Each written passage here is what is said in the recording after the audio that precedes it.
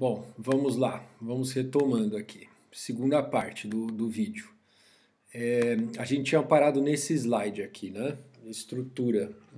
A estrutura do. Agora falando assim, como o sistema está implementado, né? Então vamos começar pela estrutura mais simples aí, que é a estrutura do DOS, né? Que aí no caso, na época, os computadores eles eram realmente bem limitados, né, em termos de hardware. Então o sistema ele tinha que oferecer aí o máximo de funcionalidade no menor espaço, tá? Então a economia de espaço era um fator importante. Embora hoje em dia a gente ainda tenha esse tipo de necessidade dependendo do dispositivo, né? Então se você está fazendo um sistema operacional para rodar num telefone celular, por exemplo, num smartphone, aí o espaço é algo importante, né? Então, às vezes você vai fazer, as opções, né, que você vai fazer de como implementar o sistema, elas vão estar focadas nesse hardware que você quer, que você, no qual, né, você quer que o seu sistema rode, tá bom? Então você fala, eu vou ter pouca memória disponível, então eu vou me direcionar para usar o mínimo possível de memória, ainda que isso às vezes vai implicar em perda de funcionalidade, em desempenho, às vezes, né? Às vezes a gente, para fazer uma determinada tarefa usando mais memória, a gente pode fazer de forma mais eficiente do ponto de vista de processamento. Então, às vezes, você prefere perder um pouco no processamento para ganhar um pouco na memória, né? Eu não sei se vocês já chegaram a estudar algum algoritmo, algum problema, né, no qual você compara dois algoritmos, um é mais eficiente que o outro, só que o mais eficiente gasta mais memória do que o outro, e às vezes a gente pode querer, então, economizar memória e perder eficiência, né? Enfim, embora o DOS tenha alguma estrutura, suas interfaces e níveis de funcionalidade não são bem separados, tá? Ele não está dividido em módulos, né? Então, sabe, a gente quando vai fazer engenharia de software, a gente aprende lá que quanto mais a gente dividir, modularizar as coisas, é melhor, né, para o desenvolvimento. Você pode ter um maior encapsulamento, né? Que eu acho que é um princípio importante aí da engenharia de software. Mas o problema é que se você quer economizar espaço, até o teu código, né? O código ele vai ser carregado na memória, né? O código que eu falo assim depois de compilado, né? As instruções. Então, se você quer assim, economizar o mínimo possível, você quer que depois que o teu programa esteja carregado na memória, ele ocupe menos espaço, às vezes você não vai modularizar, porque aí você vai ganhar espaço, entendeu? Enfim, é uma economia, a gente está falando assim de um ambiente onde realmente a memória, né, principalmente a memória, é bastante limitada mesmo.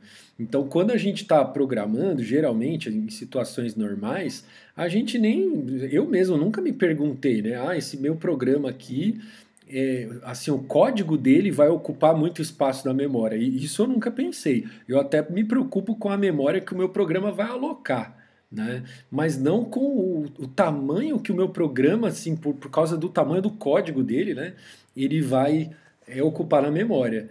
Então, dependendo do limite que você tem de memória, pode ser que esse tipo de preocupação seja real, né? Assim, você vai ter esse tipo de preocupação, né?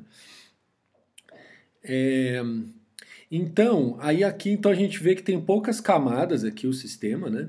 Então tem os programas lá os aplicativos, né? E aí como que eles interagem com o sistema, né? Eles interagem com programas do sistema, né? Fazendo chamadas de programas, só que eles também furam aqui digamos, a hierarquia, né? Então teoricamente, a gente vai estudar daqui a pouco aqui outros modelos em que teoricamente, eu não deveria pular essa camada, né? Eu deveria só conversar com ela, essa aqui conversar com a de baixo, enfim. Aqui não, aqui da minha aplicação, eu posso acessar, né? Eu acesso os drivers aqui de BIOS, né? Que são drivers implementados em hardware, né? Dos próprios dispositivos. é um pedaço, digamos, do driver, né? É um driver não nesse sentido de software que a gente conhece, né? É um software implementado em hardware, ou seja, não é software, né?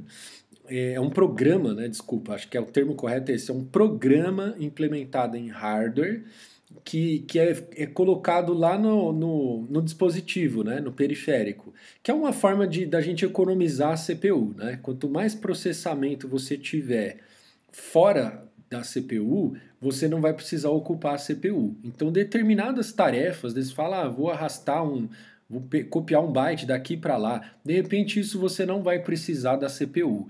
Tá? Então, aí, se você não vai usar a CPU, você vai ter que ter esse programa codificado em algum lugar que não use a CPU. E aí, no caso, então vai ter uma ROM aqui, ou BIOS, do próprio dispositivo, tá bom? E aí esse programinha aí que vai estar lá na ROM ou na BIOS, ele vai ser um driver daquele dispositivo, tá bom? Só que aí você vai ter também uma camada de software de driver aqui para conversar com esse driver codado aqui no hardware, né? Só que aí, então, às vezes, o seu programa ele pode, digamos que, pular, né, isso aqui. Ó. Em vez dele falar com esse driver aqui do sistema operacional, ele vai, às vezes, acessar direto, tá? Enfim, mas você vê que não tem muita divisão aqui, né? Aqui o sistema operacional não está tão dividido, né? Ele é meio que um blocão de código junto lá, tudo junto. Técnica em camadas. O sistema operacional é dividido em uma... Aqui a gente não está mais falando de DOS, né? Tá bom? Então, o sistema operacional é dividido em uma série de camadas, que a gente pode chamar de níveis também, cada uma montada sobre camadas inferiores. A camada mais baixa, que a gente vai chamar de camada 0, é o hardware, tá bom? A mais alta, que é a camada N, é a interface com o usuário. Tá? Então a gente está considerando o sistema de computação, né? Então isso engloba tanto o software como o hardware. Então a camada mais baixa é o hardware. E a camada mais alta é a interface com o usuário. Com a modularidade, as camadas são selecionadas de modo que uma use funções e serviços apenas de camadas de nível inferior. Tá, então aqui se eu tiver nessa camada eu não vou chamar nada aqui para cima, né? Eu vou sempre usar camadas que estão aqui abaixo de mim, tá bom? E geralmente camadas próximas, né? Eu não vou estar aqui da interface e vou chamar o hardware, né? Então eu vou provavelmente descer para uma camada para cá e daqui para cá, né? Então a camada de cima ela vai geralmente conversar com a camada de baixo. Eventualmente você pode até pular alguma camada aí em situações específicas, né? Mas o ideal é que essas camadas elas é o nível de abstração, né? Então a camada que está conversando direto com o hardware, ela vai ter um nível de abstração aqui que é difícil de você olhar para cá, é um código mais feio, né? Então essa camada ela meio que já vai servir para encapsular o hardware, né? Então não teria por que eu pular essa camada, porque para mim é mais fácil passar por essa camada do que ir direto, né? Ao contrário do que foi feito aqui, ó, né? Certo? Beleza. Aí um exemplo aqui, ó, o sistema Unix, né? Então no sistema Unix a gente vê as camadas aqui, só que aqui a gente está detalhando um pouco mais o kernel, né? Então aqui, ó, os usuários eles vão interagir com os shells, né, de comando, com compiladores aqui que são serviços, né, que o sistema oferece, os interpretadores, enfim.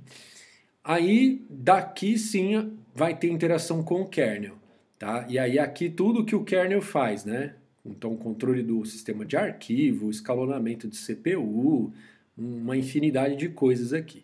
E aí o kernel faz a interface dele com o hardware, né? Passando sempre pelos drivers, né? Então, driver aqui, ó, de disco, né? Controlador de memória, aquela coisa toda, tá bom? Agora a gente vai falar de microkernel, né? Então, a estrutura do sistema de microkernel move ao máximo do kernel para o espaço do usuário. Tá? Então, alguns programas aqui que teoricamente estariam no kernel, né? A gente até chegou a ver aí uns slides para trás que tem sistema que o interpretador de comandos está junto do kernel. Né? Então, quando a gente joga esse interpretador de comandos para fora do kernel, a gente está diminuindo o tamanho do kernel, certo? Então, a ideia do microkernel é pegar o máximo de coisas de funcionalidades e de serviços que o sistema operacional oferece e jogar para fora do kernel. Tá? Então, jogar para fora do kernel significa, às vezes é o mesmo código, tá? É um código bem igual mesmo. Só que ele vai rodar em modo usuário, ele não vai rodar em modo kernel, tá? E aí, só que aí para isso, você vai ter que ver se aquele código é seguro ou não é rodar em modo usuário, porque determinadas operações... Na verdade, assim, o seguro... Na verdade, assim, ó, o código mais seguro é aquele que roda em modo kernel, né? Que é o que tem permissão para fazer acontecer. Então, a tua preocupação vai ser, eu consigo fazer o que eu quero em determinada situação em modo usuário, ou eu preciso, isso aqui não tenho como fazer se não for no modo kernel, né? Então, por exemplo, eu vou fazer escalonamento de CPU. Né? Então, para fazer escalonamento de CPU, qual é o pedaço do código? Eu posso até desmembrar, né? Pegar um pedaço disso, rodar em modo usuário e um outro pedaço em modo kernel. Mas tem coisa que eu não vou conseguir fazer em modo usuário. Então, o que o escalonador tem que fazer? Em algum momento, ele vai, por exemplo, verificar que um determinado processo chegou com uma maior prioridade.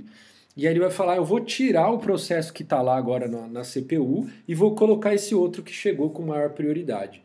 Para eu fazer isso, eu tenho que estar no modo kernel. Nenhum programa de usuário vai ter permissão de arrancar um processo da CPU e colocar outro. Então, esse trecho do código tem que estar no modo kernel. Né? Você pode até desmembrar o escalonador, um pedaço para fora do kernel e um pedaço para dentro. Né? Eu tô falando isso hipoteticamente, tá, pessoal? Não estou afirmando aqui que exista algum sistema que faça esse tipo de coisa que eu estou falando aqui, de colocar o escalonador metade para fora e metade para dentro. Eu tô dando um exemplo hipotético. Né? Só para ilustrar que esse negócio de tirar as coisas do kernel tem um limite. Né? E esse limite é justamente assim, o que não dá para tirar do kernel. Né? O que não é conveniente também, né?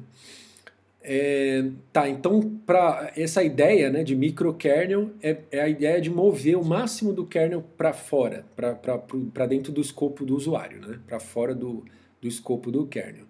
A comunicação ocorre entre os módulos do usuário usando a passagem de mensagens. Tá? Então, aí ele vai passagem de mensagem, né? Assim, copia mensagem na memória RAM, por exemplo. Então, a gente vai estudar isso, né? Como que os processos podem trocar mensagem, mas em linhas gerais, uma forma de fazer isso é copiar na memória e jogar numa região de memória, né? Em que os dois processos conseguem acessar. Aí você copia e aí avisa o processo. Eu copiei lá naquela área lá, a informação, e aí agora você vai lá e vê o que eu copiei lá. Aí você vê a mensagem que eu estou querendo te passar. Tá bom? Então é assim que o pedaço que está fora agora do kernel, que está no modo usuário, vai conversar com o pedaço que está dentro do kernel. Vai fazer uma comunicação, né? Como se fossem dois processos distintos. Benefícios. Mais fácil de estender um microkernel. Para que a gente gostaria de estender um kernel? Né? Tem muito sistema operacional que ele é feito baseado em outro. Né? Ele pega um pedaço pega o kernel de um sistema e aí monta um outro sistema operacional. Né, para uma determinada funcionalidade, assim, pensando num certo ambiente. Aí depois ele fala, agora eu vou fazer uma nova versão pensando agora num outro dispositivo. Então, por exemplo, um Android feito para celular. Depois eu pego o Android feito para tablet, por exemplo.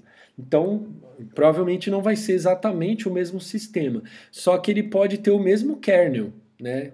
Então, quanto mais reduzido for esse kernel, maior a chance de você conseguir aproveitar ele para outro sistema, porque ele vai ficar mais fácil de estender, tá? Nesse sentido aí que eu estou falando. É mais fácil de portar o sistema operacional para novas arquiteturas, né? Uma coisa é meio consequência da outra aqui. Mais confiável, menos código está executando no modo kernel. Mais seguro. Detrimentos, tem um overhead de desempenho da comunicação entre espaço do usuário e espaço do kernel, por causa daquilo que a gente estava conversando. Agora eu vou trocar mensagem, então isso é mais lento do que quando eu estou dentro lá do próprio escopo do kernel, uma função chamando a outra, tal, é diferente, elas estão rodando dentro do mesmo modo, né?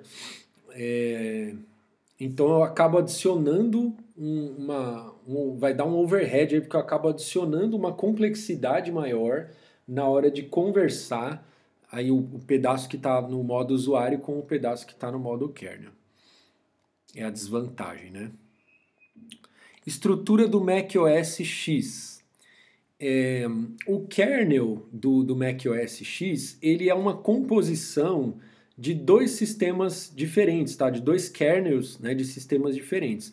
Um pedaço é desse BSD, que é o Berkeley Software Distribution, que é um sistema Unix, tá? Depois a gente vai falar de Unix assim lá no final do curso, né? Eu não sei, acho que a ordem das coisas aqui eu não sei se tá boa. Não sei, porque também enfim, a gente vai entender melhor o Unix lá no final do curso só, tá? Mas assim, falando em linhas gerais, né? O Unix, ele é um software que tem código aberto, né? Então, ele tem um tipo de licença especial também, que as pessoas podem copiar, né? E usar, adaptar, né? Para fazer o seu próprio sistema operacional, né? Então, o Linux, ele é baseado no Unix, né? E o Mac também, o Mac OS, ele tem um pedaço dele lá que é baseado em Unix, né? Esse tipo especial aqui de Unix, tá? Essa distribuição, né, do Unix. E aí também tem eu não sei se é Mac que fala isso, assim que pronuncia, esse Mac, que é um sistema operacional desenvolvido na Carnegie Mellon, tá bom? E aí aqui tem mais uma questão aqui de pesquisa, né, na área de sistemas operacionais, né? Também depois a gente vai falar assim, essa questão de sistema operacional de código aberto, né, que isso é uma coisa que favorece o meio acadêmico, né? Quando a gente está falando de pesquisa, aqui a gente está falando de meio acadêmico, né? Então, se você for pensar assim, um sistema de código fechado, que geralmente é um sistema comercial, né? Tipo o próprio macOS, né? Tipo, tirando esse pedaço aí conhecido, mas o próprio macOS ele é de uso comercial, então ele é o código fechado, né? O Windows também, código fechado. Então isso não ajuda muito para quem está querendo fazer pesquisa na área, né? Para a área acadêmica, né? Agora, já os sistemas aqui baseados em código aberto, né?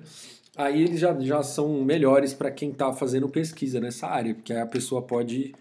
o sistema ele tem código aberto, enfim, aí a academia ela tem acesso a como o sistema está sendo implementado. Módulos, agora vamos falar dos módulos. A maioria dos sistemas operacionais modernos implementa módulos do kernel. Usa a técnica orientada a objeto, isso depende aí, não é todos, né? Não são todos. Cada componente do núcleo é separado, cada um fala com os outros por interfaces conhecidas. E cada um é carregável conforme a necessidade dentro do kernel. Então, no começo, lá na hora do boot, vai ser carregado só um pedacinho lá do kernel. À medida em que for usando os serviços, né, aí ele vai sendo carregado aos poucos. Né? Em geral, semelhante a camadas, mas com mais flexibilidade. Aí no caso agora o Solaris, que é um outro sistema operacional. Então ele vai ter módulos aí para várias coisas, né? Então ele tem o kernel dele, e aí tem um módulo lá que tem o escalonador, né? Ou os escalonadores, né?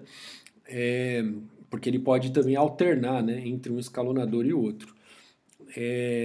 Aí, enfim, aí você vai ter o módulo lá do sistema de arquivos, enfim, você vai separando cada um dos tipos de serviço e vai construindo módulos para atender aqueles serviços, né?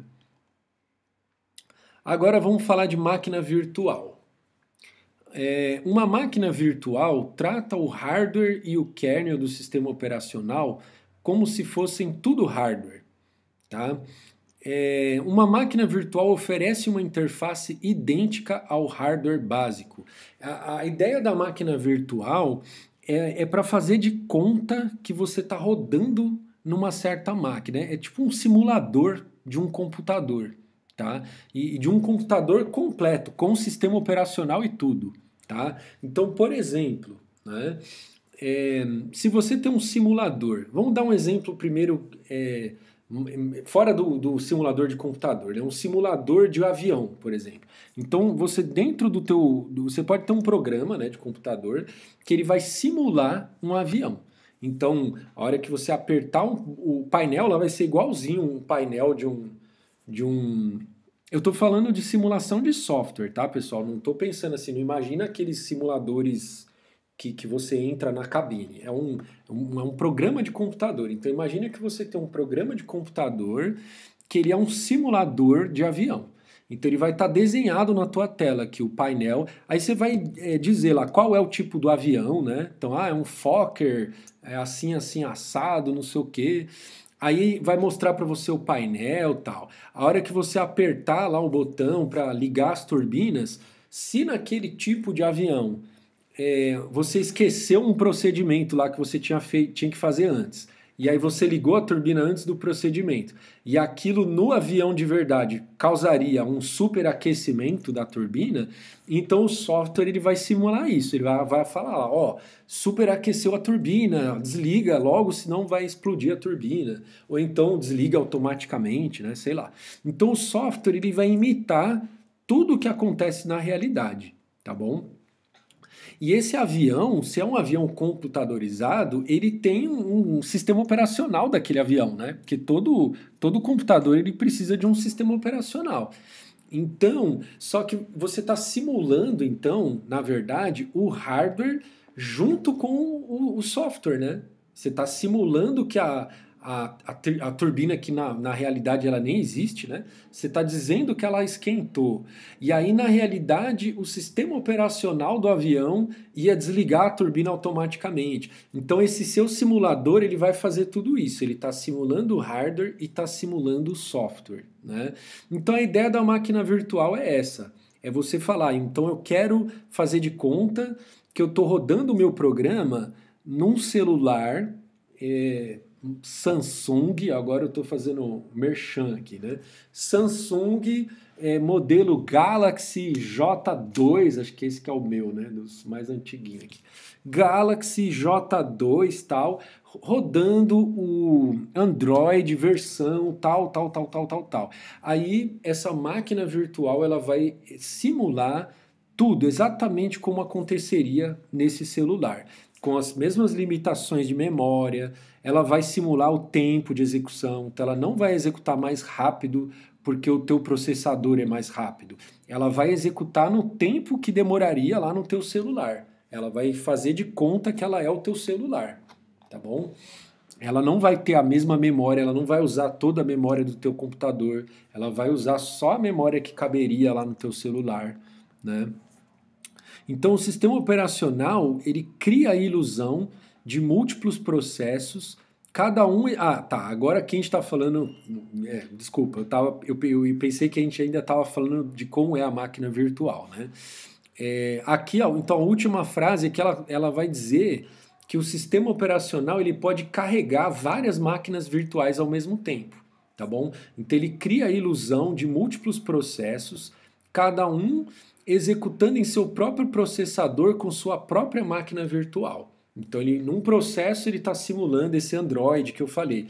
No outro processo, ele pode estar simulando o celular da Apple lá, que é mais poderoso e não sei o que lá, né? Pelo menos é mais caro, né? Não sei se é mais poderoso. O iPhone, né? O iPhone, não sei nem o nome do negócio. Beleza. Aí no outro processo vai ter outra máquina virtual que às vezes é do tablet, né? E o rodando tal, o Linux lá no tablet, enfim.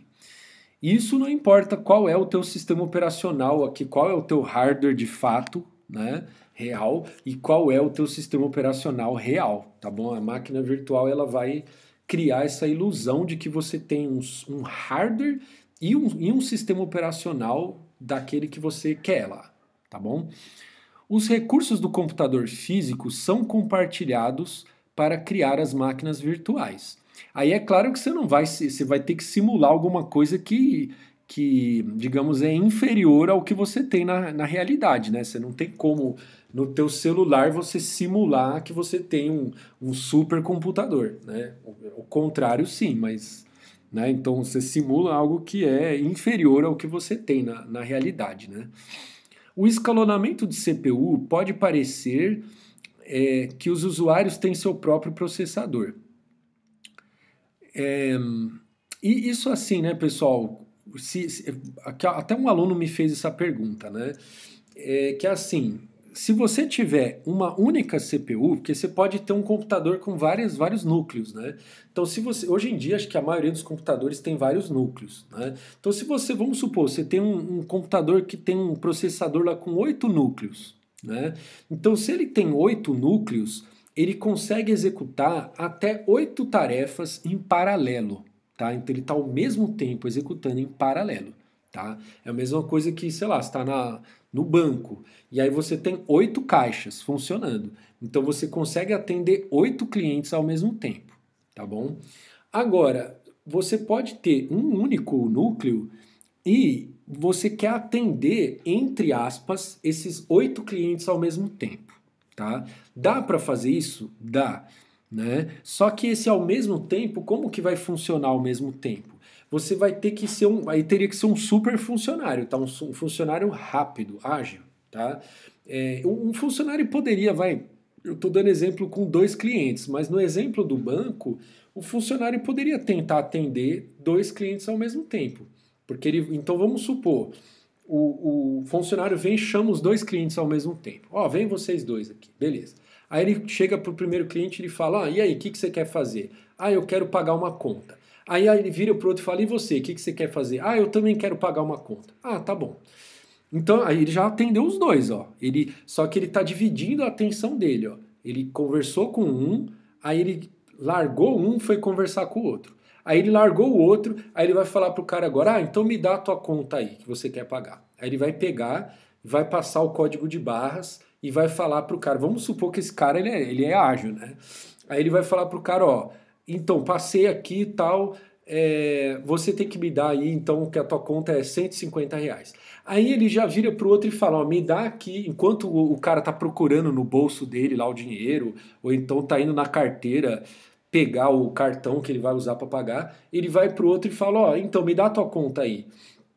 Que aí ele vai fazer a mesma coisa, vai passar no código de barra, vai ver quanto vai falar para o cara. Isso, pessoal, agora voltando aqui para o contexto de sistema operacional, é o que acontece lá. Porque um programa, enquanto ele está fazendo uma coisa, de repente ele vai fazer uma entrada e saída. Né? Vai ler um arquivo, sei lá. E às vezes ele não vai usar a CPU, entendeu? Então a CPU vai ficar ociosa. Então você consegue, executar 2 processos, entre aspas, ao mesmo tempo. Só que por que é entre aspas? Porque na verdade você está trocando toda hora entre um processo e um outro. Você não vai executar esse processo até o final para depois começar o outro. Você fica trocando toda hora de um processo para o outro. Então, voltando aí para o exemplo do banco, aí beleza, aí o cara vai pagar. Aí um vai pagar em dinheiro, pegou aqui R$ 200. Aí o caixa vai lá, dá o troco lá, dá os R$ 50. Ó, tchau. Aí ele volta pro outro, o outro me deu o cartão. né? Eu poderia ter dado o exemplo aqui, o primeiro dá o cartão, aí eu passo o cartão do cara. Enquanto eu estou esperando a operação terminar, eu já estou pegando o dinheiro do outro cara ali, entendeu? Então, sabe, é nem bom falar essas coisas porque vai dar ideia, né? Daqui a pouco, do jeito que o pessoal é, né, já vão começar a implementar isso na prática, né? Aí coitado do operador de caixa, né? Vai ter que atender duas pessoas ao mesmo tempo. Enfim, mas deu para sacar, né? Qual que é a ideia? Então é você usar da agilidade que a CPU tem para dividir a atenção dela entre os processos, tá bom?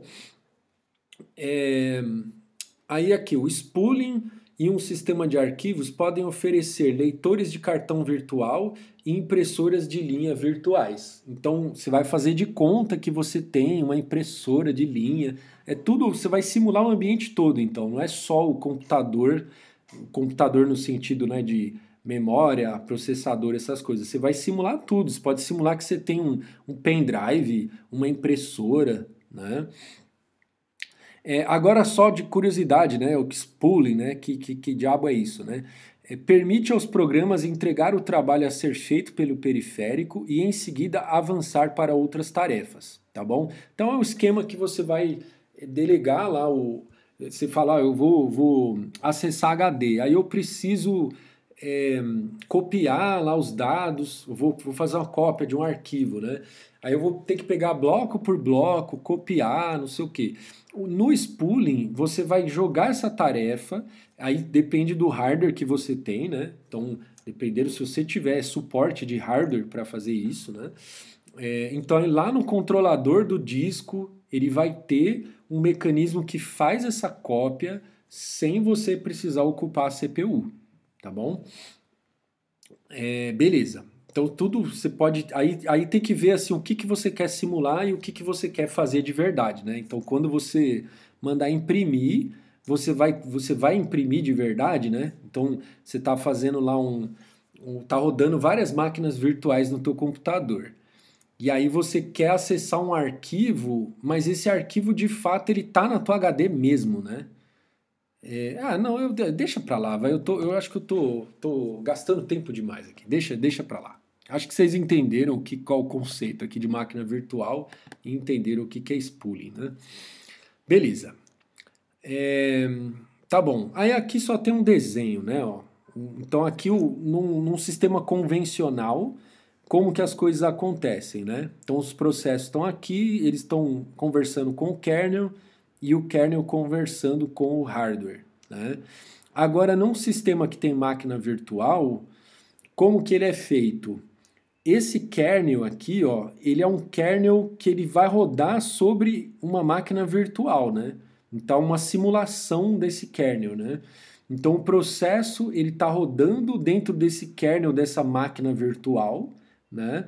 E aí essas máquinas virtuais, cada uma rodando um processo diferente, ela vai conversar com o hardware. Cada uma delas, né, vai conversar com o hardware, tá bom? Aqui, ó, é a implementação da máquina virtual e isso aqui é uma instância da máquina virtual, tá bom? Então é igual no Java, tá? Então no Java, numa tela, você executar um programa, você imagina que você abriu lá no Eclipse, né? Você está executando um programa Java. Aí você vai lá no prompt e executa um outro programa Java. Você está subindo uma outra máquina virtual. Tá bom? Então as duas, elas são a mesma implementação, mas elas são instâncias diferentes da mesma máquina virtual, tá bom? Cada uma está rodando num processo separado. Beleza? O conceito de máquina virtual oferece proteção completa dos recursos do sistema, pois cada máquina virtual é isolada de todas as outras máquinas virtuais. Porém, esse isolamento não permite compartilhamento direto de recursos. Eu vou pegar água, tá, pessoal? Desculpa aqui que antes de começar a aula eu esqueci de encher meu copo de água. Eu volto rapidinho aqui, não vou nem parar o vídeo.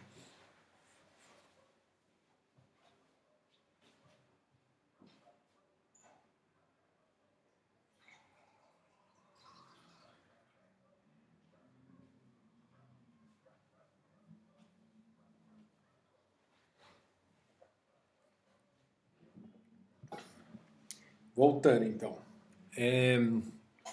Depois aqui, ó, um sistema de máquina virtual é um veículo perfeito para pesquisa e desenvolvimento de sistemas operacionais, que acho que vocês devem estar se perguntando, né? Para quê? Quem nunca viu, né, isso aqui, deve estar se perguntando, para que eu quero uma máquina virtual, né? Um exemplo aqui disso, né? Primeiro, você pode querer por uma questão de, sei lá, eu já tentei instalar uma vez, na época eu usava Linux, e eu estava querendo jogar, né? E era o Linux, pelo menos na época que eu estava usando, praticamente não tinha jogo para Linux, né? Aí eu queria rodar jogos do Windows no Linux. Então o que eu fiz? Eu instalei uma máquina virtual do Windows. Então dentro do Linux eu tinha uma máquina virtual. A hora que eu subia essa máquina virtual, aparecia na minha tela como se eu estivesse rodando Windows na minha máquina. Aparecia a interface do Windows.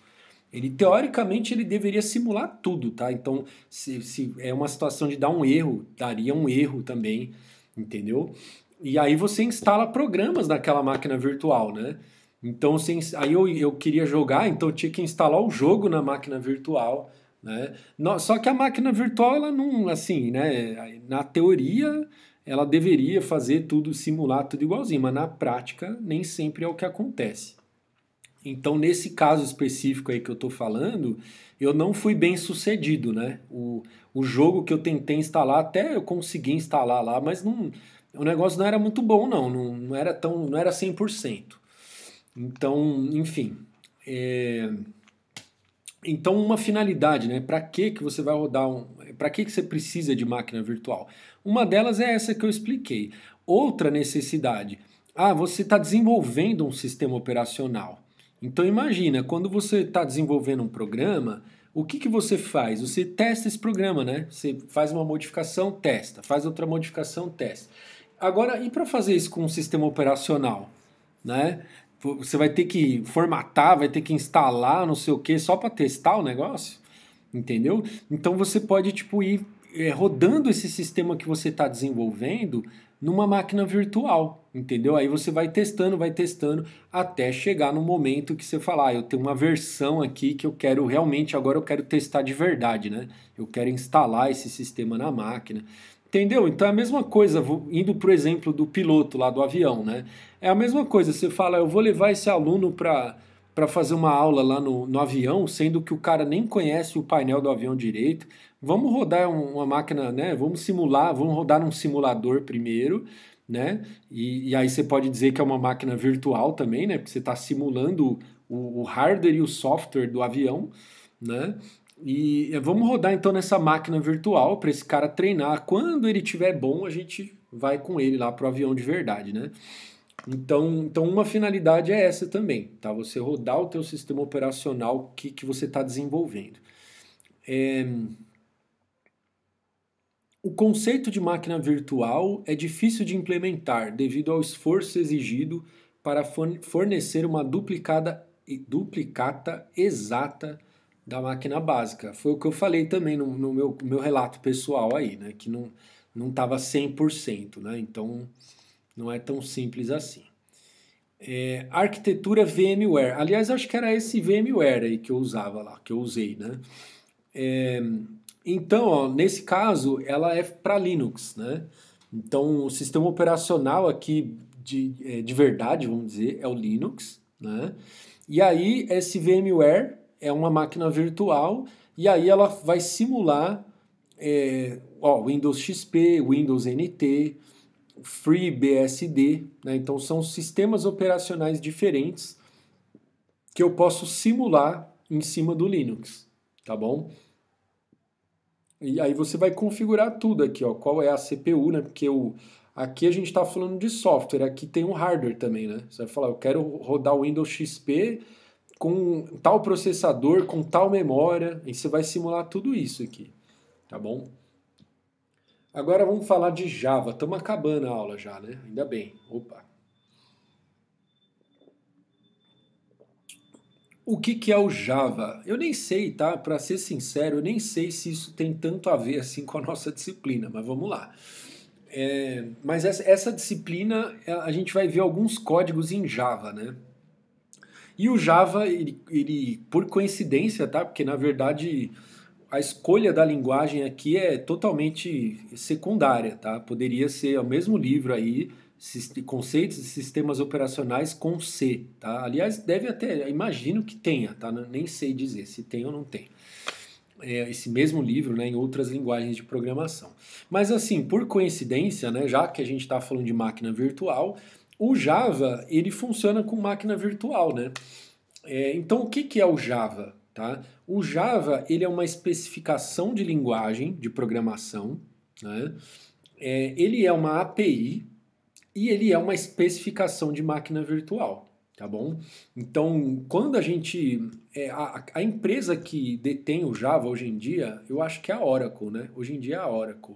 Na época que eu comecei, no Java era Sun, né? Mas vamos falar da Oracle, vai, que eu acho que é a atual detentora do Java. Então a Oracle, provavelmente a Oracle, se ela é a detentora do Java, né, ela pode modificar a linguagem se ela quiser. Então ela vai dizer, ó, no Java a linguagem é essa aqui, as palavras-chave são essa aqui, o funcionamento é esse aqui. Então ela vai especificar tudo o que a linguagem faz, né, quais são as regras da linguagem. Ela também vai disponibilizar uma API, né? Vai falar assim, aquelas collections lá do Java, aquelas coisas todas, né? Hash map da vida, tudo aquilo lá, as funções de entrada e saída, né? Então tudo isso vai estar lá na API do Java. E aí ela vai ter uma especificação da máquina virtual, tá?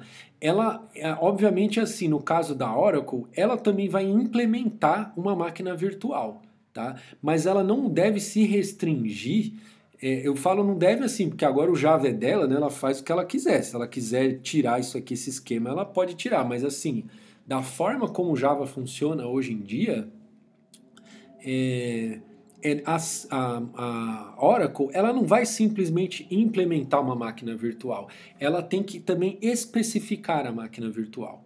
Por quê? Porque aí outro fabricante também pode implementar uma outra máquina virtual diferente daquela da Oracle, mas ela tem que seguir exatamente a mesma especificação, tá bom? Então tem coisa que ela pode fazer diferente porque a especificação ela não é o código completo da máquina virtual, ela tem muita coisa que ela diz o que a máquina virtual faz, mas ela não diz como a máquina virtual faz, tá bom? Então, quando a gente vai estudar lá a documentação do Java, tem muita coisa que, por exemplo, coleta de lixo, né? Coleta de lixo de memória, a máquina virtual é responsável por coletar o lixo da memória. Como que ela faz isso? A especificação não vai falar, entendeu?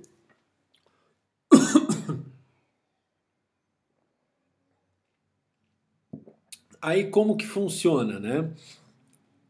Aliás, por que, que o Java usa máquina virtual, né? É justamente para ter portabilidade, né? Então, quando a gente escreve um programa em Java e aí a gente compila, aí a gente vai gerar um ponto .class, né? Que são os bytecodes, né? Que a gente chama. Quer dizer, é o bytecode, desculpa. Então, o bytecode é a linguagem que seria é a linguagem da máquina virtual, né? Ela não é a linguagem de máquina, é a linguagem da máquina virtual. A máquina virtual vai olhar para esse ponto .class aqui.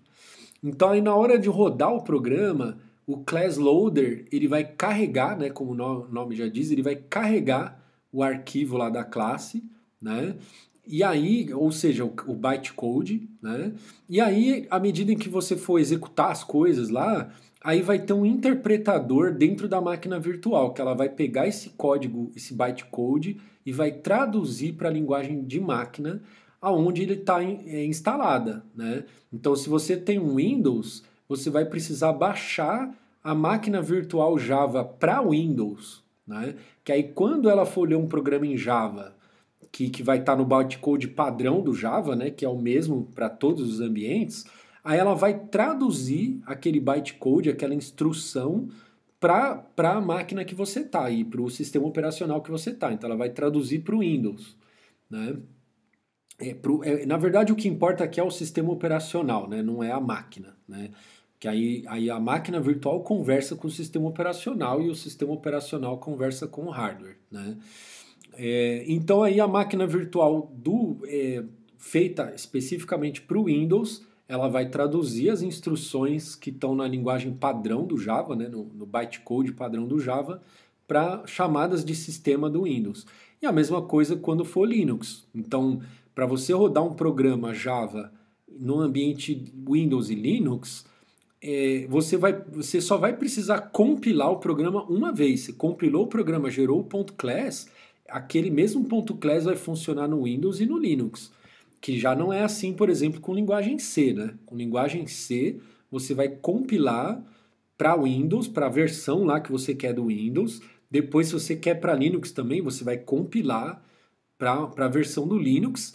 E se o seu programa C não estiver usando só as bibliotecas padrão do C, ele estiver fazendo chamada lá usando a API do sistema operacional, nem adianta você compilar que não vai compilar, né? Porque tipo, se o teu programa faz chamada das APIs do Windows, não adianta você compilar para Linux, né? Então você vai ter uma versão do teu programa para Windows, outra versão para Linux, que aí você vai fazer as chamadas de sistema do Linux, né?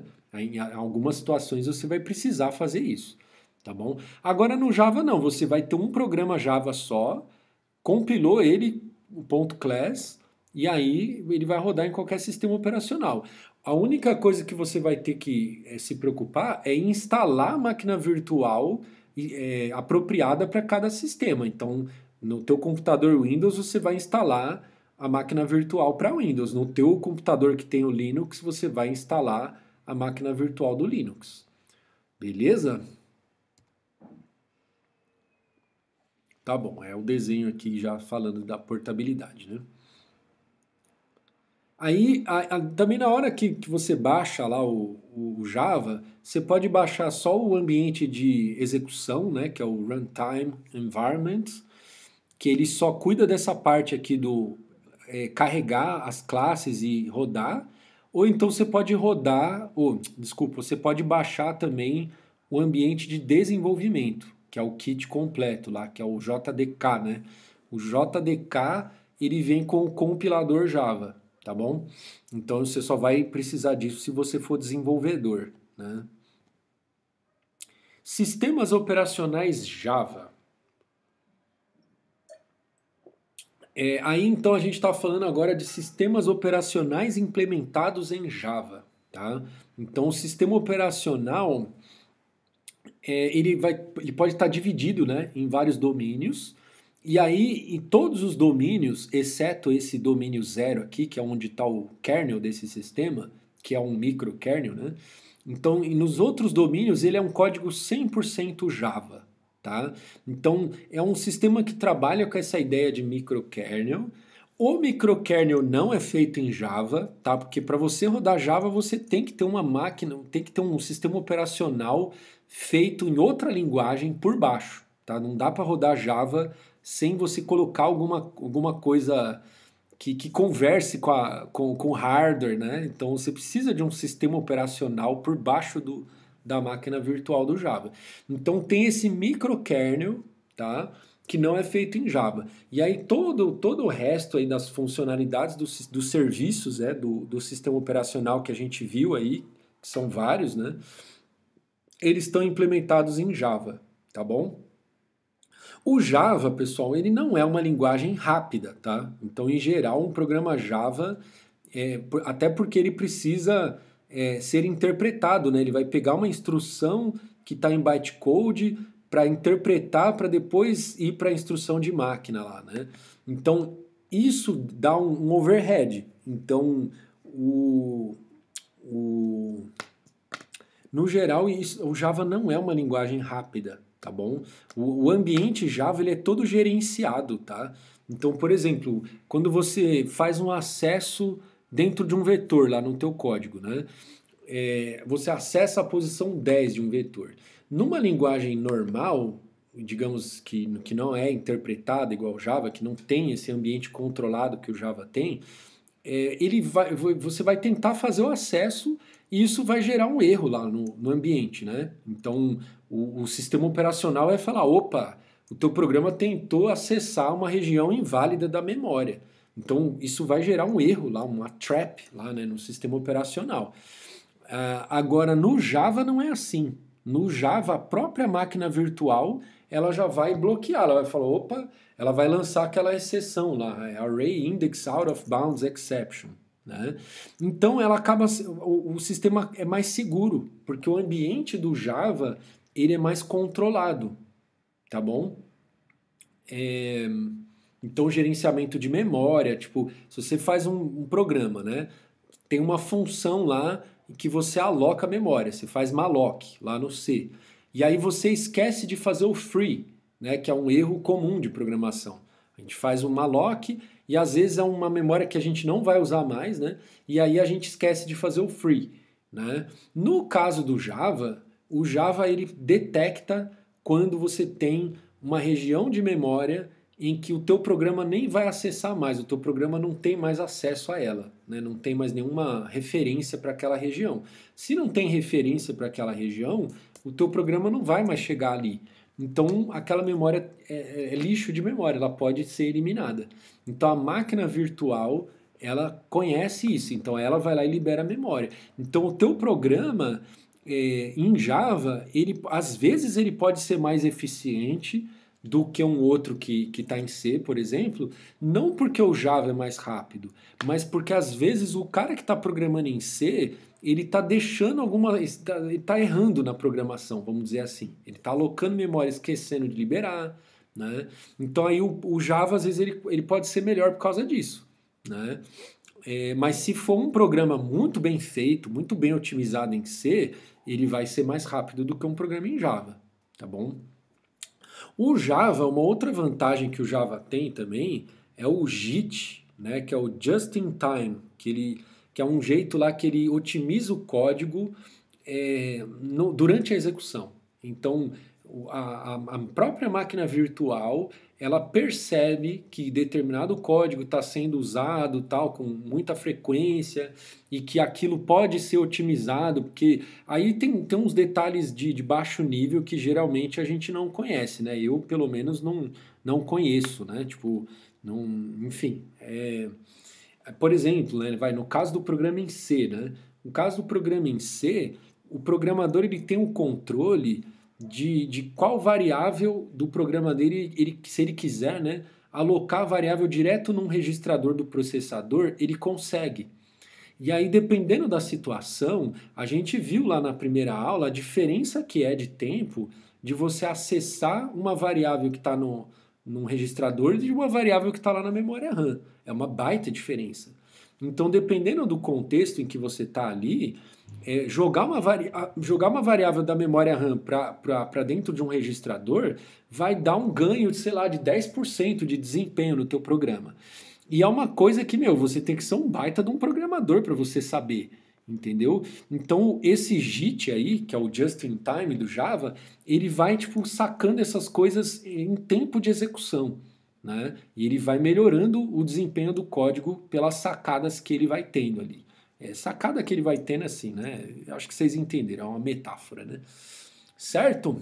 Então, ele pode ter um melhor desempenho, mas isso depende aí de situações para situações, tá bom? No geral, um código Java não tem desempenho melhor do que um código em C, por exemplo. Só que aí, agora falando em termos de sistema operacional, né? Aonde que um sistema operacional ele ganha em desempenho quando ele é feito em Java, tá? E aí ganhar em desempenho não significa que no contexto geral ele vai rodar mais rápido, tá? Então não sei se esse melhor desempenho aqui é correto falar, tá bom? É assim, em um aspecto eu ganho no desempenho, mas não significa que o desempenho geral do sistema vai ser melhor. Então aonde que eu ganho no desempenho quando eu faço um sistema em Java? Porque ele evita adicionar mecanismos de controle do hardware, porque a linguagem ela já é protegida em alguns aspectos. Por exemplo, nesse aspecto que eu falei do acesso à memória. Então, o Java ele tem essa proteção da máquina virtual que ela não deixa o programador acessar uma posição do vetor fora do vetor. Então eu não preciso ter mecanismo de hardware para controlar isso, né? A própria máquina virtual faz isso, tá bom? Então, porque isso geraria isso seria mais lento, né? Você deixar o erro acontecer, né? Deixar o acesso inválido, deixar o programa tentar fazer o acesso inválido para aí o dispositivo de hardware falar lá, ó, tava no modo usuário e esse processo está acessando uma região de memória que está fora, então gerar uma trap para o sistema operacional, derrubar, sei lá, o programa, entendeu? Então, nesse sentido, a gente acaba tendo um ganho de desempenho porque está usando o Java. Mas, de novo, frisando, ganho de desempenho nesse aspecto. Não significa que o sistema como um todo vai ter um melhor desempenho do que um sistema feito em C, tá bom? Tá? Senão também você vê que a maioria dos sistemas operacionais não são implementados em Java, tá? Então não é essa maravilha toda, né? Geração dos... Estamos acabando já, tá? Tem mais 2 slides só. Quando eu faço isso aqui, geralmente na sala o pessoal já levanta e já vai embora, né? Então vocês aí, não sei, espero que vocês não levantem. Aí a vantagem do YouTube é que você pode assistir em velocidade maior, né? 1,5, 2, né? Sei lá. Então tá bom, geração do sistema operacional. Os sistemas operacionais são projetados para executar em qualquer uma de uma classe de máquinas, né? Então o teu sistema ele não é também tão genérico assim que ele vai rodar em qualquer computador. Então você fala, ele roda para esses processadores aqui, a Intel e não sei o que lá das quantas, qual o nome outro lá, AMD, não sei das quantas, né? Você vai ter uma gama de processadores que o teu sistema consegue operar, não todos. Só que aí na hora de você instalar, aí você vai ter que dizer essas coisas, né? O sistema operacional vai ter que detectar qual é de fato o hardware que ele vai rodar, né? Então o sistema precisa ser configurado para cada computador específico. Aí para isso vai ter esse programinha aqui que é o sysgen, né, que ele vai obter a configuração específica do hardware, né? Então, na hora de instalar o sistema operacional, tá? Aí o sistema, né, vai ter que obter as informações do hardware para ver, por exemplo, qual driver que ele vai instalar, né? Então, sabe, vamos supor que você vai instalar a partir de um CD, né? Hoje em dia eu nem sei se ainda, acho que o pessoal ainda faz isso, né? Instala a partir de um CD. Então, lá no CD tem vários drivers diferentes, por exemplo, de HD, né? Só que qual driver que você vai instalar? Aí você vai olhar qual é o hardware que tem lá no computador. Então o sysgen vai detectar isso. Aí ele vai falar qual é o driver mais adequado. Ah, esse aqui. Então vamos instalar esse aqui. Booting. Iniciar um computador carregando o kernel. A gente viu isso na aula passada já, né? Então o que é o boot lá? O que faz o boot? Ele carrega o kernel, né?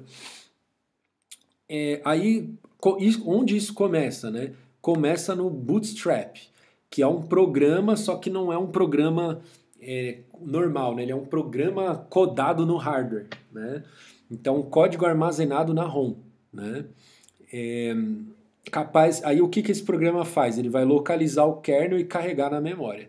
Aí e depois que ele carregou o kernel, aí o controle vai para o kernel. A gente já falou bastante disso aí na aula passada, né?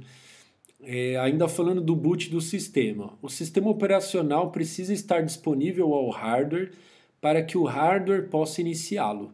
Pequeno trecho de código, carregador de Bootstrap, localiza o kernel, carregando na memória e o inicia. Tá, beleza.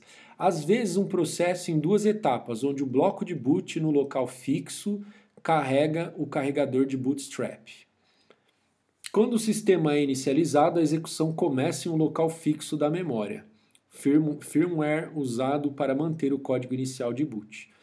Beleza, né, pessoal? Acho que é tranquilo, né? Então, no começo, a gente sabe que quando você vai instalar, né, o sistema operacional, o pedacinho lá do código dele de boot, ele vai estar no lugar fixo da memória. Por quê?